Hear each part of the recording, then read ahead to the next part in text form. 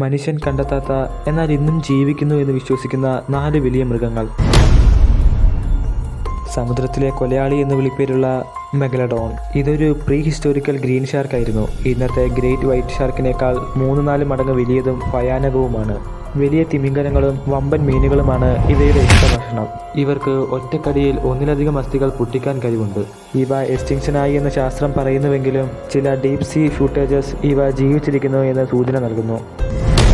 ഹിമപർവ്വതങ്ങളിലെ കൊലയാളി എന്ന വിളിപ്പേരുള്ള യതി, മഞ്ഞിൽ മൂടിയ കാട്ടുമനുഷ്യൻ എന്ന വിളിപ്പേരും ഇവയ്ക്കുണ്ട്.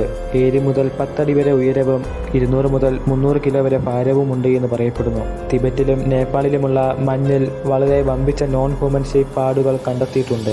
എന്നാൽ ശാസ്ത്രീയപരമായി ഇവ ജീവിച്ചിരിക്കുന്നതിൻ്റെ തെളിവുകളൊന്നും തന്നെ ഇതുവരെ കിട്ടിയിട്ടില്ല. ആമസോൺ റെയിൻ ഫോറസ്റ്റിൽ നിന്നുള്ള ഒരു ഭീകരമായ പ്രാചീന ജീവിയാണ് മാപ്പിംഗ്വാറി. ചിലരിത് സ്ലോത്തിന്റെ പൂർവികരാണെന്നും വിശ്വസിക്കുന്നു. 7 മുതൽ 10 അടി വരെ ഇവയ്ക്ക് ഉയരമുണ്ട്. അതിൻ്റെ വായ് വയറിൻ്റെ നടുവിലായാണ് കാണപ്പെടുന്നത്. ഒരു പശുവിനേക്കാൾ വലുതും ശക്തവുമാണ് ഇവ. ചില ശാസ്ത്രജ്ഞർ പറയുന്നത് ഇതൊരു പ്രീഹിസ്റ്റോറിക്കൽ ഗ്രൗണ്ട് സ്ലോത്ത് ആയിരിക്കുമെന്നാണ്. ആമസോൺ കാട്ടിൽ നിന്നും ഇതിൻ്റെ ചില ജൈവ ശേഖരങ്ങളും കണ്ടെത്തിയിട്ടുണ്ട്. മനുഷ്യനെ പോലുള്ള സമുദ്രജീവി നിഞ്ചൻ.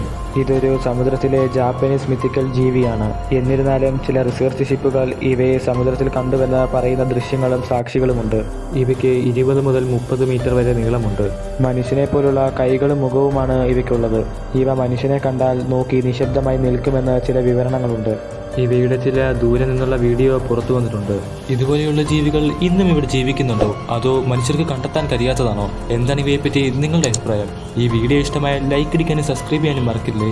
വ്യത്യസ്ത വീഡിയോയുമായി അടുത്ത വീഡിയോയിൽ കാണാം.